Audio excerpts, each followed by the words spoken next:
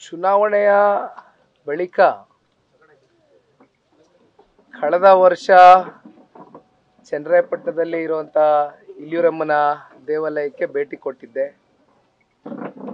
ಅದೇ ರೀತಿ ಸಾಂಪ್ರದಾಯಿಕವಾಗಿ ಇಲ್ಲಿಯೂರಮ್ಮನಿಗೆ ಬಂದು ದರ್ಶನವನ್ನು ಪಡೆದ ನಂತರ ಹರದನಹಳ್ಳಿಯಲ್ಲಿ ಸನ್ಮಾನ್ಯ ದೇವೇಗೌಡರು ಸಾಹೇಬರು, ರೇವಣ್ಣ ಸಾಹೇಬರು ಕಟ್ಟಿಸಿರುವಂಥ ಶಿವನ ಈ ಒಂದು ಗುಡಿಗೆ ಕಳೆದ ವರ್ಷನೂ ಕೂಡ ಭೇಟಿಯನ್ನು ಕೊಟ್ಟಿದ್ದೆ.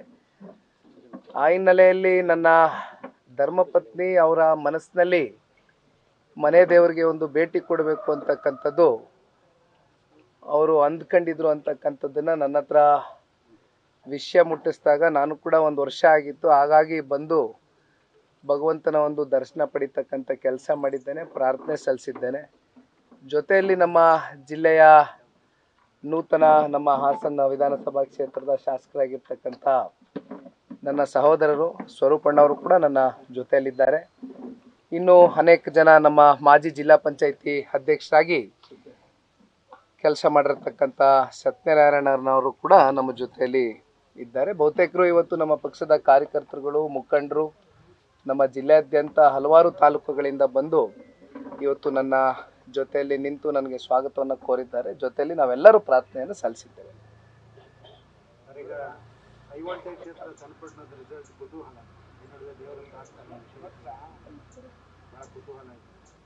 ನನ್ನ ಈ ಒಂದು ಉಪಚುನಾವಣೆ ನಾನು ಅನೇಕ ಸಂದರ್ಭದಲ್ಲಿ ಹೇಳಿದ್ದೀನಿ, ಅತ್ಯಂತ ಅನಿರೀಕ್ಷಿತವಾದಂಥ ಒಂದು ಬೆಳವಣಿಗೆ. ಅದಕ್ಕೆ ನಾನಾ ಕಾರಣಗಳಿದೆ, ಅದನ್ನು ಮತ್ತೆ ನಾನು ವಿಶ್ಲೇಷಣೆ ಮಾಡ್ತಕ್ಕಂಥ ಪ್ರಯತ್ನ ಮಾಡೋದಿಲ್ಲ. ಇದು ಅನೇಕ ಸಂದರ್ಭದಲ್ಲಿ ನಾನು ಹೇಳಿದ್ದೇನೆ ಈಗಾಗಲೇ.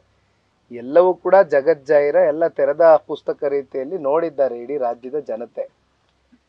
ಕೊನೆಯ ಹಂತದಲ್ಲಿ ಪಕ್ಷದ ಕಾರ್ಯಕರ್ತರಿಗೆ ಬೆಲೆ ಕೊಟ್ಟು ಪಕ್ಷದ ವರಿಷ್ಠರು ನನಗೆ ಒಂದು ಆದೇಶವನ್ನು ಹೊರಡಿಸಿ ತಾಕೀತು ಮಾಡಿದಾಗ ಅವರ ಒಂದು ಆದೇಶಕ್ಕೆ ನಾನು ತಲೆಬಾಗಿ ಪಾಲನೆ ಮಾಡಿ ಪಕ್ಷದ ಕಾರ್ಯಕರ್ತನಾಗಿ ಚುನಾವಣೆಯಲ್ಲಿ ಸ್ಪರ್ಧೆ ಮಾಡಿದ್ದೇನೆ. ಇಡೀ ರಾಜ್ಯದ ಉದ್ದಗಲಕ್ಕೂ ಕೂಡ ಹಳೆ ಮೈಸೂರು ಪ್ರಾಂತ್ಯ ಅಂತಕ್ಕಂಥದ್ದು ಅಷ್ಟೇ ಅಲ್ಲ, ಹಲವಾರು ಜಿಲ್ಲೆಗಳು, ಉತ್ತರ ಕರ್ನಾಟಕ ಭಾಗ ಇರ್ಬೋದು, ನಮ್ಮ ರಾಜ್ಯದಲ್ಲಿರುವಂಥ 31 ಜಿಲ್ಲೆಗಳಿಂದನೂ ಅನೇಕ ಜಿಲ್ಲೆಗಳು, ತಾಲೂಕುಗಳಿಂದ, ಹಳ್ಳಿಗಳಿಂದ ಜನ ನನ್ನ ಪರವಾಗಿ ಬಂದು ಅವರೇ ಸ್ವಯಂ ಪ್ರೇರಿತರಾಗಿ ಈ ಚುನಾವಣೆಯಲ್ಲಿ ಗೆಲುವಾಗಲೇಬೇಕು, ಒಟ್ಟಾರೆಯಾಗಿ ಇದು ಪಕ್ಷದ ಅಸ್ತಿತ್ವದ ಪ್ರಶ್ನೆ ಅಂತಕ್ಕಂಥ ಹಿನ್ನೆಲೆಯಲ್ಲಿ ಭಾಳ ಪ್ರಾಮಾಣಿಕವಾಗಿ ಶ್ರಮಿಸಿ ಹೋರಾಟ ಮಾಡಿರ್ತಕ್ಕಂಥವ್ರು ಸಾಕಷ್ಟು ಜನ ಇದ್ದಾರೆ. ನನ್ನ ಕಣ್ಣಿಗೂ ಕೂಡ ಚುನಾವಣೆ ಸಂದರ್ಭದಲ್ಲಿ ಅವ್ರು ಯಾರನ್ನೂ ಕೂಡ ಕಾಣಲಿಕ್ಕಾಗಿಲ್ಲ. ಕಾಣದ ಕೈಗಳು, ಕಾಣದ ಹೃದಯಗಳು ನಿಖಿಲ್ ಕುಮಾರಸ್ವಾಮಿಯ ಗೆಲುವಿಗೆ ಶ್ರಮಿಸಿರ್ತಕ್ಕಂಥವ್ರು ಭಾಳ ಜನ ಇದ್ದಾರೆ. ಅವರೆಲ್ಲರನ್ನೂ ನಾನು ಈ ಸಂದರ್ಭದಲ್ಲಿ ಮನಸ್ಸಿನಲ್ಲಿ ಸದಾಕಾಲ ಸ್ಮರಿಸ್ಕೊಳ್ತೇನೆ. ಇವತ್ತು ಅಂತಕ್ಕಂಥದ್ದಲ್ಲ, ದೀರ್ಘಕಾಲ ನನ್ನ ರಾಜಕಾರಣದ ಬದುಕಿನ ಉದ್ದಗಲಕ್ಕೂ ಕೂಡ ಪ್ರತಿಯೊಬ್ಬರೂ ಸ್ಮರಿಸ್ಕೊಳ್ತಕ್ಕಂಥ ಕೆಲಸ ಮಾಡ್ತೇನೆ. ಹಾಗಾಗಿ ಒಂದು ಭಗವಂತನ ನಿರ್ಣಯ, ಅವಕಾಶ, ಮತ್ತೊಬ್ಬರು ರೈತ ನಾಯಕರು, ಮಾಜಿ ಮುಖ್ಯಮಂತ್ರಿಗಳು, ನಮ್ಮೆಲ್ಲರ ಮಾರ್ಗದರ್ಶಕರು ಆಗಿರ್ತಕ್ಕಂಥ BS ಯಡಿಯೂರಪ್ಪಾಜಿ ಅವರೇ ಖುದ್ದಾಗಿ ಕರೆದು ಅಂತಿಮ ಕಾಲ್ಗಡದಲ್ಲಿ ಇವತ್ತು ಇಡೀ ರಾಜ್ಯ ಸರ್ಕಾರವನ್ನು ಎದುರಿಸ್ತಕ್ಕಂಥ ಒಬ್ಬ ಸಮರ್ಥ ನಾಯಕ ಬೇಕು, NDA ಅಭ್ಯರ್ಥಿ ಬೇಕು ನಮಗೆ ಚನ್ನಪಟ್ಟಣದಲ್ಲಿ ಅಂತಾದಾಗ ಎಲ್ಲರೂ ಹಿರಿಯಕರು ಕೂತ್ಕೊಂಡು ರಾಷ್ಟ್ರ ಮಟ್ಟದಲ್ಲಿ, ರಾಜ್ಯ ಮಟ್ಟದಲ್ಲಿ ಕೂತು ಚರ್ಚೆಯನ್ನು ಮಾಡಿ ಅಂತಿಮವಾಗಿ ತೀರ್ಮಾನ ತೆಗೆದುಕೊಂಡು ಒಂದು ಗೋಷ್ಠಿಯನ್ನು ಮಾಡಿದರು. 18 ದಿನಗಳ ಕಾಲ ಚುನಾವಣೆ ಯಾವ ರೀತಿ ಕಳೀತು ಅಂತಕ್ಕಂಥದ್ದು ಬಹುಶಃ ನಮ್ಗೆ ಯಾರಿಗೂ ಗೊತ್ತಿಲ್ಲ.